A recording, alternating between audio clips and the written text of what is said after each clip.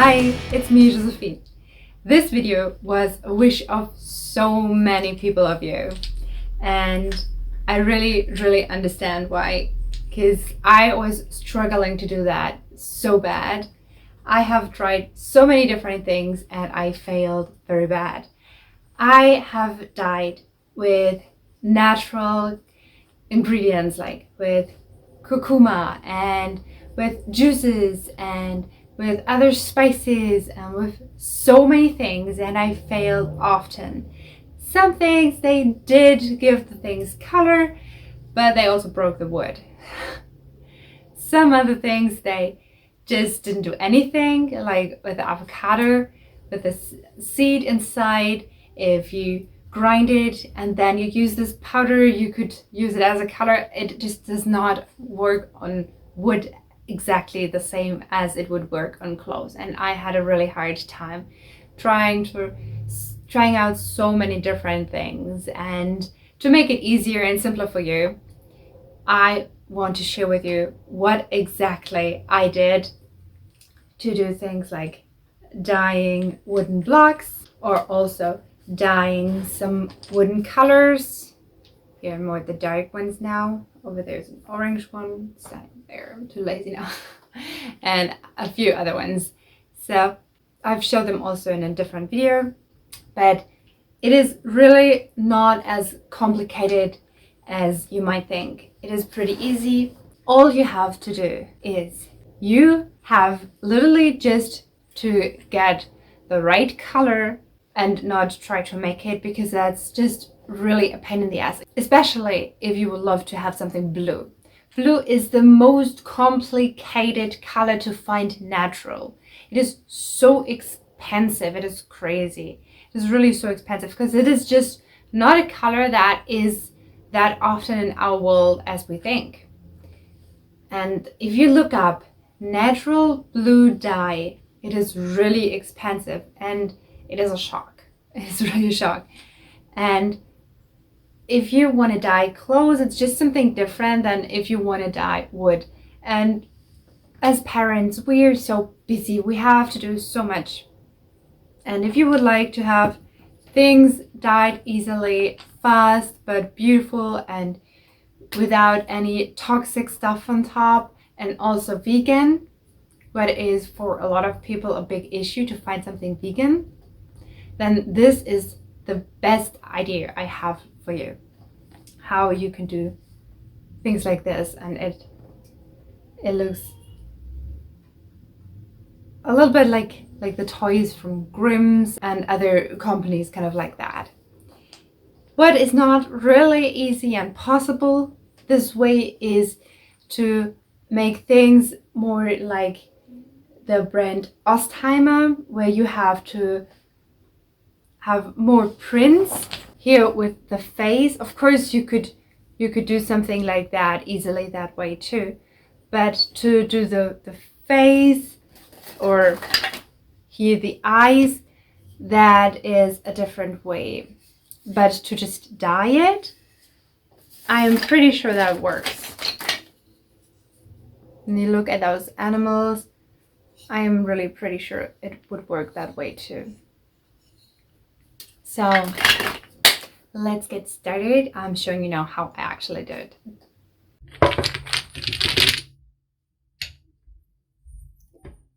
These have absolute no color, no lacquer, nothing on them. These are just wood blocks. If they have dark areas, it looks different than if they have light areas. Wood is different on every single block. It's all special and never identical. This is not a real brush for that, but that's all I have. You can use any kind of colors, of watercolors you have.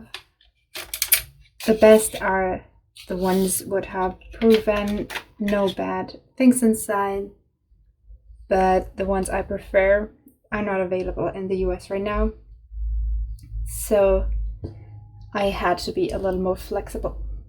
One of my favorite brands for watercolors is the brand Ökonorm, but this is not the one. This is just cheap. I don't know what's inside. It might be not even good to use those colors, but I just want to show you guys how to do it. And I was waiting so long to be able to make this video. So let's choose a color.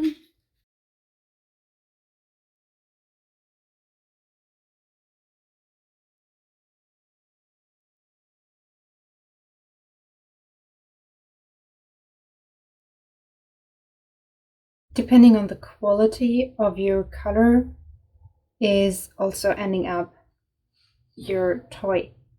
If your quality of the color, like this one, is very low, then it can never be that intense because the color just does not have enough pigments to make it really, really beautiful. But still, it works.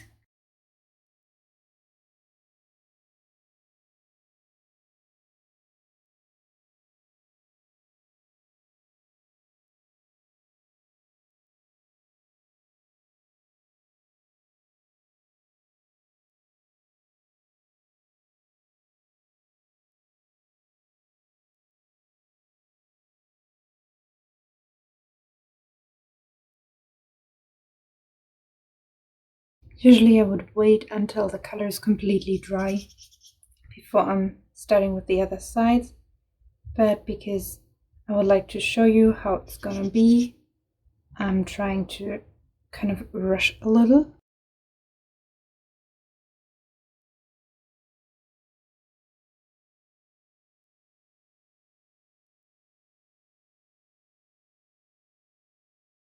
If you're wondering how I'm getting all of those stains later out of this towel, I have there a great recipe how I'm washing my cloth diapers, and this is actually the same recipe what I'm using to naturally bleach all our white fabrics like towels and lots of other clothes.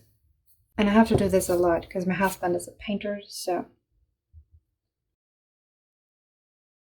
when I'm choosing the colors, I like to choose colors where I can think of that it could be this or it could be that.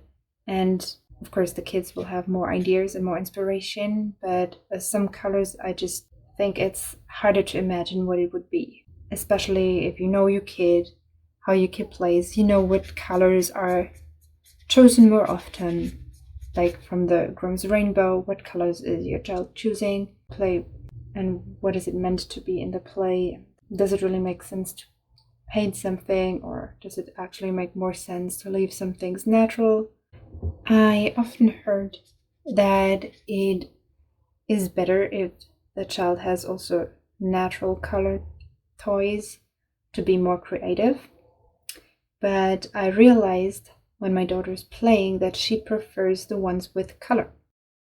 Of course, every child is different, so this is just what I realized when my daughter is playing. This block here has a lot of natural different colors inside. That's why it looks absolutely different than the other ones. It's always easier to color the ones that don't have anything on them. I would like to make a white one. For a white one, I try to choose the one that is as light as possible and has nothing like this or that. This is very, very natural looking, and yeah, I mean, they're all natural. I mean, like, what is just very, very clear. The best is, of course, if you always start with the lightest color and go then in the darker direction. Depending on the quality of your colors, you can go more often over each toy and the color will be more intense. But this is a pretty low quality.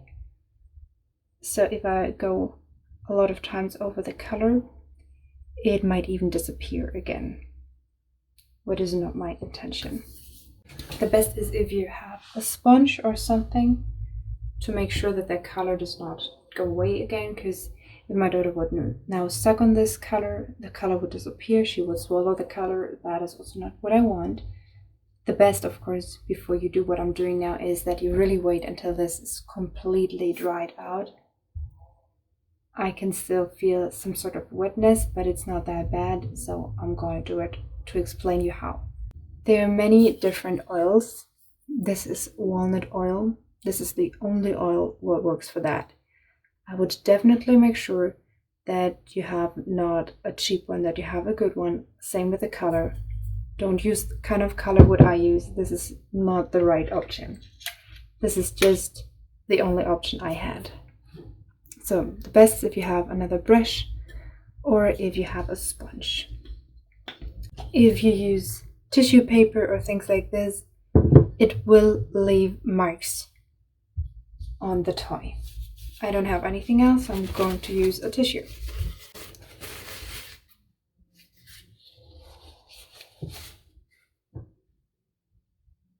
I'm going to take some of this oil and I'm going to put it all over the block. And this is what will actually seal it. It will seal the color. It takes at least 2 weeks in order to do that. It takes a while until the oil is really completely sucked into the wood and is able to do that. So this is not something you just do really quick and give to your child. You do it, you wait a while, and then you can give it to your child. Or you have a child that does not take things in the mouth anymore and you can give it earlier to your child, but it's still not sealed during that time. I'm trying to make sure that there is really everywhere the oil, because the tissue also sucks into some oil and this is not the biggest help. That's why it's really better to have a sponge where you can squeeze it out again and it does not stay inside. And it also does not leave any marks. Because with this, it can happen that you have little white particles on your wood. Of course, after a while they will disappear, but it just is not that pretty. Also, it's different from color to color. Well, you have some of the color over there, but this might be also a sign for you to wait longer before you put the oil on top. So this one is now finished, and all I have to do is to wait. I'm just going to do all of them. I'm a busy mom. I have no time to wait. And then you can, of course, also do something like those pack dolls. Here you see I went twice over the pack doll with this same color. And here I did it just once. If you would love to have the color on every spot more similar, then you can use a different kind of color. You could use, for example, acrylic color.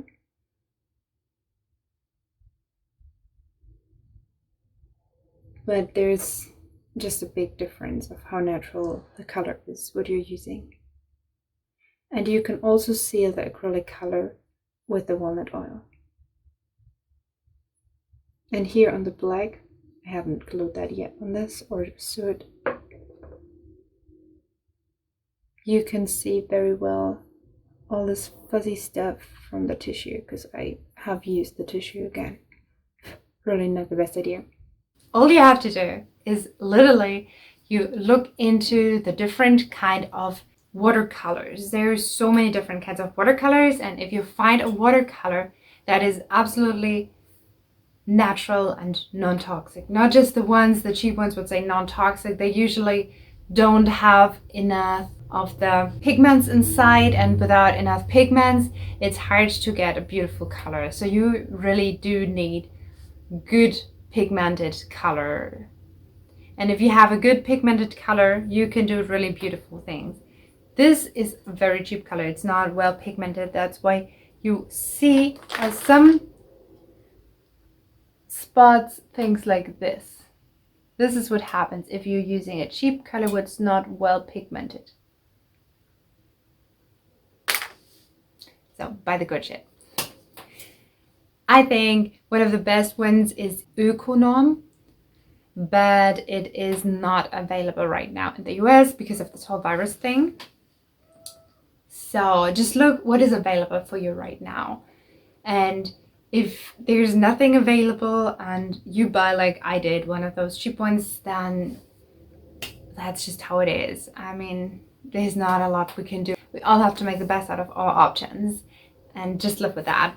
So I hope you enjoyed that and this is helpful for you. Don't forget to subscribe to my channel and give this video a thumbs up if you liked it. And if you want to see more videos like that, then hit the notification bell so you will not miss any of my videos. Have a beautiful time. See you next time. Bye.